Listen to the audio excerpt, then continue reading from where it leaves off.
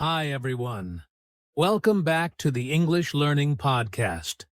I'm Jason, your host, and as always, I'm joined by my amazing co-host, Julia. Hi, Julia. Hey, Jason. Hey, listeners. I'm so excited for today's topic because it's something that can really change how you speak English. Absolutely.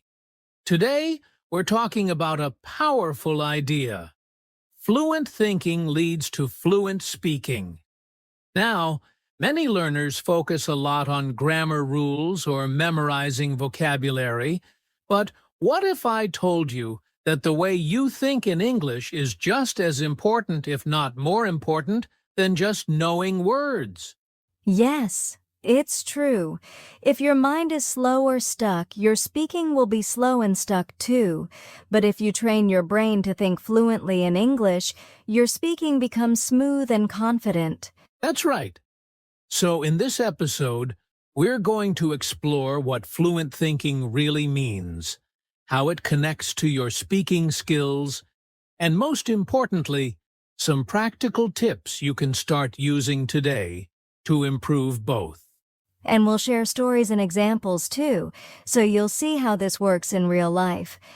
If you've ever felt stuck when speaking, or like your mind is racing but your words aren't coming out, this episode is for you. Perfect.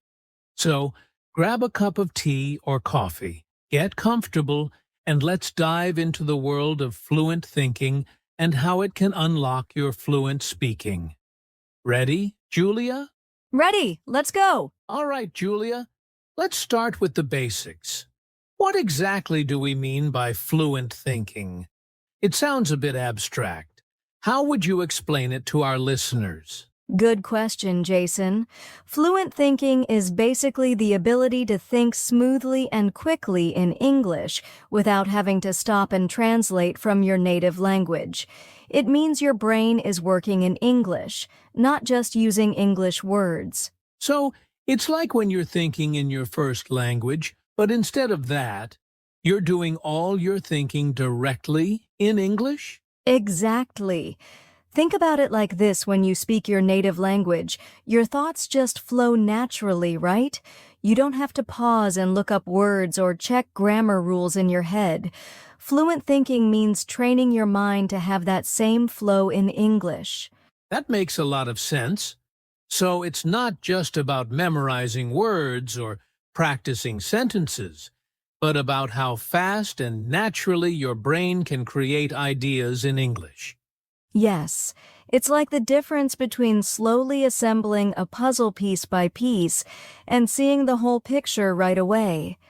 Fluent thinking lets you understand and create language without much effort. I've noticed sometimes people get stuck because they're trying to translate everything from their own language. That slows down the whole process. Right, and that's one of the biggest hurdles. Fluent thinking means breaking free from translation and letting your brain work in English, shaping ideas, feelings, and stories directly. Can you give an example to help our listeners understand better? Sure. Imagine you see a beautiful sunset. If you think fluently in English, your mind instantly thinks, "The sky is so beautiful.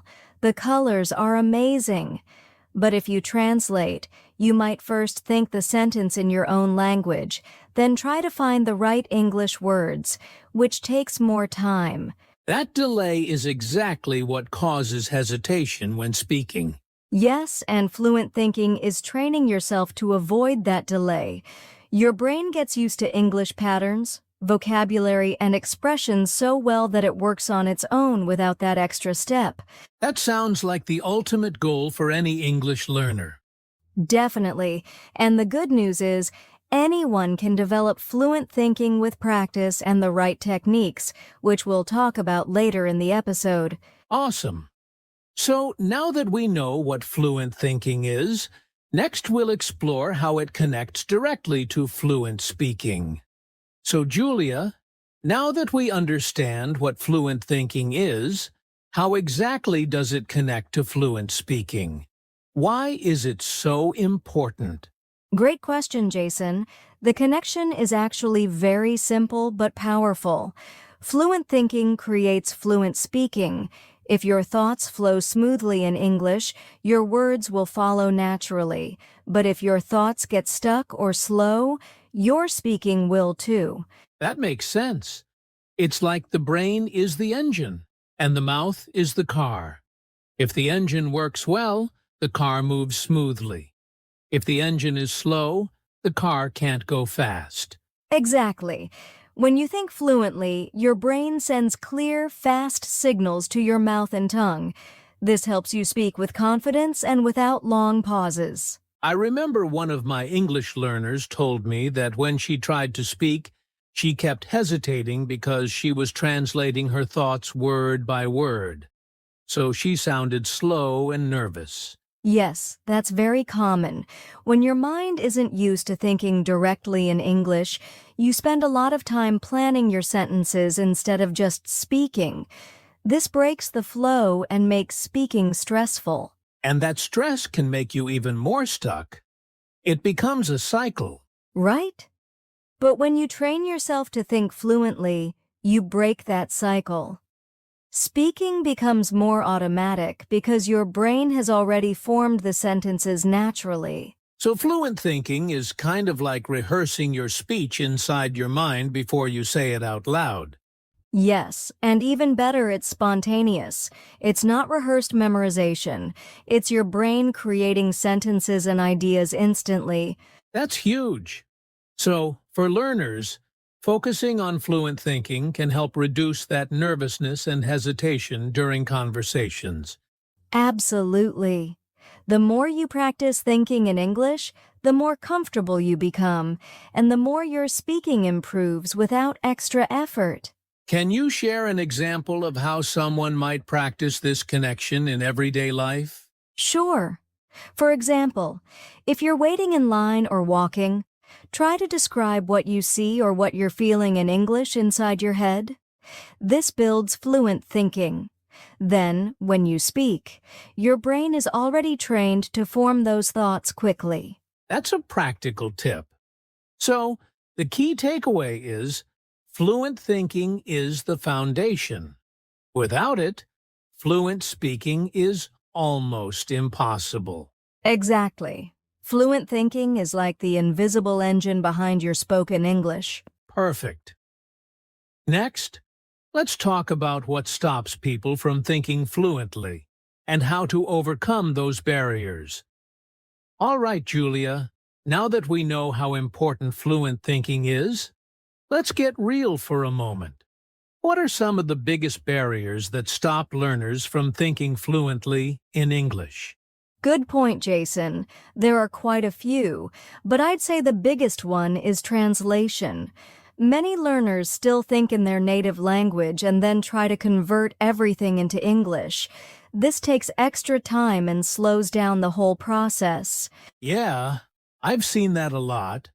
Like, someone wants to say, "I'm hungry," but first, they think about how to say it in their language, then try to find the words in English.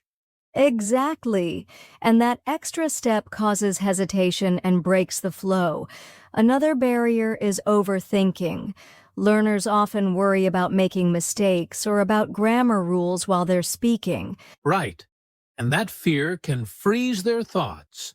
Instead of flowing naturally, their brain is busy judging every word. Yes, and that's really harmful because fluent thinking requires freedom and creativity, not judgment. What about vocabulary? Does limited vocabulary stop fluent thinking too? Absolutely. If you don't have enough words or phrases ready in your brain, it's hard to keep your thoughts moving. You get stuck searching for words, which interrupts fluent thinking. So, limited vocabulary, fear of mistakes, overthinking, and translation, these are the main enemies. Yes, and there's one more I want to add: lack of practice. If you don't practice thinking in English regularly, your brain won't build the habit of fluent thinking. Makes sense. Like training a muscle, if you don't work it out, it gets weak. Exactly. So recognizing these barriers is the first step.